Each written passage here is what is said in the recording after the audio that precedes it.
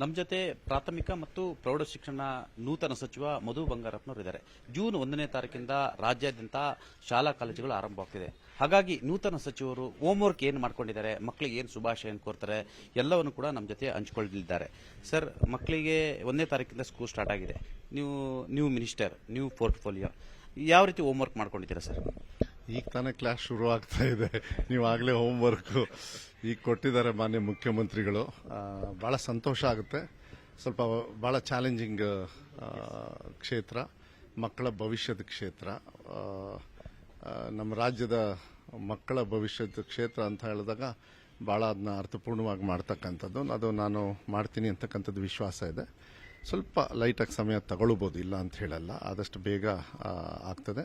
ಮತ್ತು ಮಕ್ಕಳು ಏನು 31ನೇ ತಾರೀಕು ಅವರು ಶಾಲೆಗೆ ಹೋಗ್ತಾರೆ, ಅವರ ಭವಿಷ್ಯ ಚೆನ್ನಾಗಿರಲಿ, ಅವರ ಬದುಕು ಚೆನ್ನಾಗಾಗಲಿ, ಆ ರೀತಿ ನಮ್ಮ ಸರ್ಕಾರದ ವತಿಯಿಂದ ಏನು ನಮ್ಮ ಕೆಲಸ ಕಾರ್ಯಗಳಿದ್ದಾವೆ ಅದನ್ನು ಭಾಳ ಪ್ರಾಮಾಣಿಕವಾಗಿ ಅವರಿಗೆ ಅನುಕೂಲ ಆಗ್ತಕ್ಕಂಥ ರೀತಿಯಲ್ಲಿ ಇರತಕ್ಕಂಥ ವ್ಯವಸ್ಥೆಯನ್ನು ಇನ್ನೂ ಚೆನ್ನಾಗಿ ಮಾಡ್ತಕ್ಕಂಥ ಒಂದು ಆಸೆ ಏನಿದೆ ಮಾನ್ಯ ಮುಖ್ಯಮಂತ್ರಿಗಳದ್ದು ಅಷ್ಟೇ, ಕೊನೆಗೆ ನನಗೂ ಅಷ್ಟೇ ಅದೇ ಏನಿದೆ ಅದನ್ನು ಮಾಡ್ತಕ್ಕಂಥದ್ದು ವಿಶ್ವಾಸ ಇದೆ.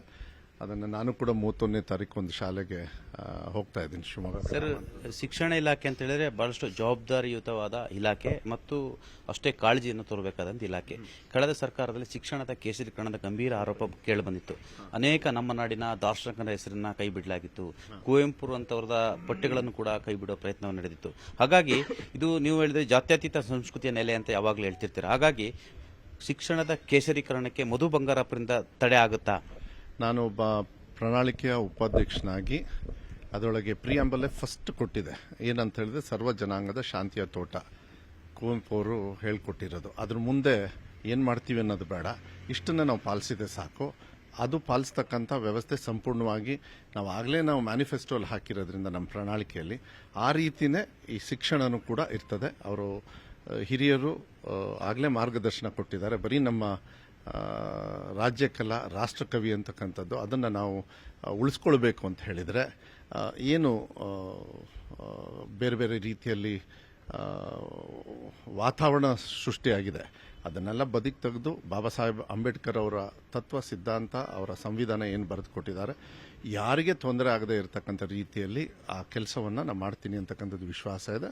ಅದು ನಮ್ಮ ಸರ್ಕಾರದಿಂದ ಆಗ್ತದೆ. ಅದನ್ನು ನಾನು ವಿವರಣೆಗೆ ಹೋಗೋದಿಲ್ಲ, ಅದಕ್ಕೆ ಭಾಳ ಬುದ್ಧಿವಂತರಿದ್ದಾರೆ, ಅದಕ್ಕೆಲ್ಲ ಟೀಮ್ ಇರ್ತದೆ. ಅದೆಲ್ಲ ಕೂತ್ಕೊಂಡು ಜವಾಬ್ದಾರಿತವಾಗಿ ತಪ್ಪುಗಳಾಗಿದ್ದರೆ ಅದನ್ನು ಸರಿ ಮಾಡ್ತಕ್ಕಂಥದ್ದು ವ್ಯವಸ್ಥೆ ಸಂಪೂರ್ಣ ಗ್ಯಾರಂಟಿ 100ಕ್ಕೆ 100 ಮಾಡೇ ಮಾಡ್ತೀವಿ. ಸರ್, ತಾವು ವಿದ್ಯಾವಂತರಿದ್ದೀರಾ, ತಾವು ಶಾಸಕರಲ್ಲದ ದಿನಗಳಲ್ಲೂ ಕೂಡ ರಾಜ್ಯದ ಶಿಕ್ಷಣ ವ್ಯವಸ್ಥೆ ಯಾವ ರೀತಿ ನೋಡಿದ್ದಾರೆ. ಸಾವಿರಾರು ಸ್ಕೂಲ್ಗಳು ಇವತ್ತು ಜೀರ್ಣೋದ್ಧಾರ ಆಗಬೇಕಾಗಿದೆ.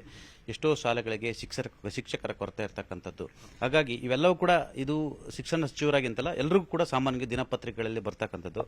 ಸರ್ಕಾರಿ ಶಾಲೆಗಳ ಜೀರ್ಣೋದ್ಧಾರ ಸ್ಥಿತಿಗತಿಗಳು ಸಂಬಂಧಪಟ್ಟಾಗೆ ಅದರ ಸಂಬಂಧಪಟ್ಟಾಗೆ ತಮಗೇನಾದರೂ ಐಡಿಯಾ ಇದೆ? ಯಾಕಂತ ಹೇಳಿದ್ರೆ ತಾವು ನಾನು ಮೊದಲೇ ಹೇಳಿದೆ ನಿಮಗೆ ಐಡಿಯಾಸ್ ಇರುತ್ತೆ ಅಂದರೆ ಈಗ ಅದನ್ನು ಯಾವ ರೀತಿ ನಿಮ್ಮ ಥಿಂಕಿಂಗ್ ಬೇಸಿಕ್ ಮಕ್ಕಳಿಗೆ ಏನು ಬೇಸಿಕ್ ನೆಸೆಸಿಟಿ ಏನಿದೆ ಅದನ್ನು ಕಲ್ಪಿಸ್ತಕ್ಕಂಥದ್ರಲ್ಲಿ ನಾವು ತುಂಬ ಹಿಂದಿದ್ದೀವಿ, ಇಲ್ಲ ಅಂತಕ್ಕಂಥದ್ದನ್ನು ನಾವು ಒಪ್ಕೊಳ್ತೀನಿ, ಇಲ್ಲ ಅಂತ ಹೇಳಲ್ಲ. ಅದು ಶಾಲೆ ಬಿಲ್ಡಿಂಗ್ಸ್ ಇರ್ಬೋದು, ಶಾರ್ಟೇಜ್ ಆಫ್ ಟೀಚರ್ಸ್ ಇರ್ಬೋದು, ಬೇರೆ ಬೇರೆ. ನಾನು ಹೆಚ್ಚು ಮಾತಾಡೋಕ್ಕೆ ಅದು ವಿವರಣೆ ಹೋಗಲ್ಲ, ಯಾಕೆಂದರೆ ನಾನು ಈಗ ತಾನೇ ಇವತ್ತು ಬೆಳಗ್ಗೆ ನಮಗೆ ಫೈನಲ್ ಆಗಿ ಅಲರ್ಟ್ ಆಗಿರೋದ್ರಿಂದ. ಆದರೆ ಅದನ್ನು ಸಂಪೂರ್ಣವಾಗಿ ತೃಪ್ತಿ ತರ್ತಕ್ಕಂಥ ಆ ಮಕ್ಕಳಿಗೆ ಏನು ತಂದೆ ತಾಯಿಯವರು ಮಕ್ಕಳನ್ನ ಸರ್ಕಾರಿ ಶಾಲೆಗೆ ಕಳಿಸ್ತಕ್ಕಂಥದ್ದು ಆಸೆ ಮೂಡಬೇಕು, ಅವರಿಗೆ ವಿಶ್ವಾಸ ಇರಬೇಕು, ಆ ರೀತಿಯಲ್ಲಿ ನಾನು ಕೂಡ ದೆಹಲಿ ಸರ್ಕಾರಿ ಶಾಲೆಗಳ ಬಗ್ಗೆ ತಮಗೆ ಗೊತ್ತಿದೆ ಅನ್ಸುತ್ತೆ? ಇಲ್ಲ, ನಾನು ವೈಯಕ್ತಿಕವಾಗಿ ನಾನೇನು ಹೋಗಿಲ್ಲ, ನನಗೆ ಗೊತ್ತಿದೆ ಅಲ್ಲಿ ತುಂಬ ಚೆನ್ನಾಗಿ ಮಾಡಿದ್ದಾರೆ ಅಂತ ಹೇಳಿ. ನಾನು ಅದನ್ನ ಈಗ ನಾನು ಹೋಲಿಕೆ ಮಾಡೋದಕ್ಕೆ ಹೋಗೋದಿಲ್ಲ. ನಾನು ಕೂಡ 10 ಶಾಲೆ ನಮ್ಮ ತಂದೆ ಬಂಗಾರಪ್ಪಾಜಿಯವರು ಶಾಲೆಗಳನ್ನು ದತ್ತು ನಾವೇ ಶುರು ಮಾಡಿದ್ವಿ, ನಾನೇ ಚೇರ್ಮನ್ನು ಈಗಲೂ ಕೂಡ. ಮಲ್ನಾಡು ಪ್ರೌಢಶಾಲೆ, ಕಲೇಶ್ವರ, ವಿದ್ಯಾವರ್ಧಕ ಅಂತ ಹೇಳಿ. ನಾನು ಇದನ್ನು ಯಾಕೆ ಹೇಳ್ತಾ ಇದ್ದೀನಿ ಅಂದರೆ, ಬಂಗಾರಪ್ಪಾಜಿಯವರು ಬರೀ ಅವ್ರ ಸೊರಬ ಕ್ಷೇತ್ರದಲ್ಲಿ ಮಾಡಲಿಲ್ಲ, ಕಾರವಾರದಲ್ಲಿ ಮಾಡಿದ್ದಾರೆ, ಶಿಕಾರಿಪುರದಲ್ಲಿ ಮಾಡಿದ್ದಾರೆ, ಬೇರೆ ಬೇರೆ ಕ್ಷೇತ್ರದಲ್ಲೂ ಮಾಡಿದ್ದಾರೆ. ಯಾಕೆಂದರೆ ಆ ಸಂದರ್ಭದಲ್ಲಿ 83ರಲ್ಲಿ ಶಾಲೆಗಳೇ ಇರಲಿಲ್ಲ. ಆ ಶಾಲೆಗಳು ಇರಬಾರ್ದು ಅಂತ ಹೇಳಿ, ಶಾಲೆಗಳು ಇರಬೇಕು, ಮಕ್ಕಳಿಗೆ ಅದು ವ್ಯವಸ್ಥೆ ಆಗಬೇಕು ಅಂತೇಳಿ ಶಾಲೆಗಳನ್ನು ಓಪನ್ ಮಾಡಿ, ಅದು ಆ ಶಾಲೆಗಳು ಈಗಲೂ ಕೂಡ ಏಡೆಡ್ ಶಾಲೆನೇ, ಅಲ್ಲೇ ಸ್ಕೂಲ್ ಹಾಗೆ ನಡೀತಾನೆ ಇದೆ, ನಾನು ಇಲ್ಲ ಅಂತ ಹೇಳಲ್ಲ. ಆದರೆ ಅದೇ ಥರ ನಾವು ಅಟ್ಲೀಸ್ಟ್ ಅವರಿಗೆ ಒಂದು ಓ ಇಲ್ಲಪ್ಪ ನಾನು ಒಳ್ಳೆ ಸ್ಕೂಲಲ್ಲಿ ಓದಿನಿ ಅಂತಕ್ಕಂಥದ್ದು ಭಾವನೆ ಬರತಕ್ಕಂಥದ್ದಕ್ಕೆ ನಾನು ಮ್ಯಾಕ್ಸಿಮಮ್ ಟ್ರೈ ಮಾಡ್ತೀನಿ. ಅದಕ್ಕೆ ಪೋಷಕರಿಗೆ ಮತ್ತು ಮಕ್ಕಳಿಗೂ ಕೂಡ ನಾನು ಮನವಿ ಮಾಡ್ತೀನಿ. ಸ್ವಲ್ಪ ಕಾಲಾವಕಾಶ ಬೇಕಾಗ್ತದೆ.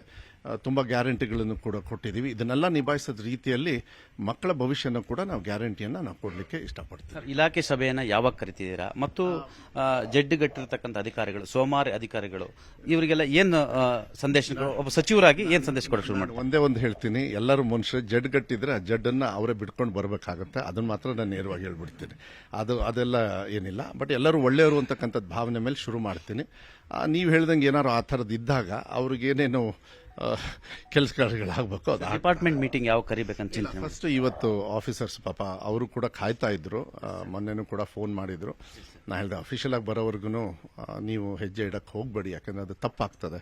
ಸರ್ಕಾರದಿದು ಬರೀ ಇದರಲ್ಲಿ ಆಗೋದಿಲ್ಲ. ಇವತ್ತು ಬೆಳಗ್ಗೆ ನಿನ್ನೆ ಮಿಡ್ ನೈಟು ಮಾನ್ಯ ರಾಜ್ಯಪಾಲರು ಬಂದು ಅದು ಅಂಕಿತ ಹಾಕಿದ ಮೇಲೆ ಇವಾಗ ಅದು ಕಾರ್ಯರೂಪಕ್ಕೆ ಬಂದಿದೆ. ನಾನು ಆಲ್ರೆಡಿ ಈಗಾಗಲೇ ನಾನು ಒಂದು ಮೀಟಿಂಗ್ ಮುಗಿಸ್ಕೊಂಡು ಬಂದೆ. ಮಾನ್ಯ ಮುಖ್ಯಮಂತ್ರಿಗಳಿಗೆ ಭೇಟಿ ಮಾಡಿ ನನ್ನ ಕೆಲಸನ ಶುರು ಮಾಡಿದ್ದೀನಿ. ಮತ್ತು ಎಲ್ಲರೂ ಸ್ನೇಹಿತರು ಎಲ್ಲರೂ ಬಂದು ವಿಶ್ ಮಾಡೋಕ್ಕೆ ಅಂತ ಹೇಳಿ ಬಂದಿದ್ದಾರೆ. ಅವರಿಗೆಲ್ಲ ವಿಶ್ ಮಾಡಿ ಇವತ್ತು ಮಧ್ಯಾಹ್ನದ ಮೇಲೆ ಫಸ್ಟ್ ಪ್ರಿಲಿಮಿನರಿ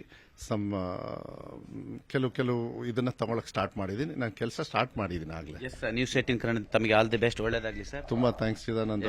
ನೂತನ ಸಚಿವ ಮಧು ಬಂಗಾರಪ್ಪನವರು ನ್ಯೂಸ್ 18 ಜೊತೆಗೆ ಅಭಿಪ್ರಾಯ ಹಂಚಿಕೊಂಡಿದ್ದಾರೆ. ಕರ್ನಾಟಕ ರಾಜ್ಯದಲ್ಲಿ ಇನ್ನು ಮುಂದೆ ಶಿಕ್ಷಣದ ಕೇಸರೀಕರಣಕ್ಕೆ ಅವಕಾಶ ಇಲ್ಲ ಎಂಬ ಸಂದೇಶವನ್ನು ರವಾನೆ ಮಾಡಿದ್ದಾರೆ. ಆ ಮುಖಾಂತರ ಪಠ್ಯ ಪುಸ್ತಕದಲ್ಲಿ ಮತ್ತೆ ಬದಲಾವಣೆಯ ಸುಳಿವನ್ನು ಕೊಟ್ಟಿರುವಂತದ್ದು.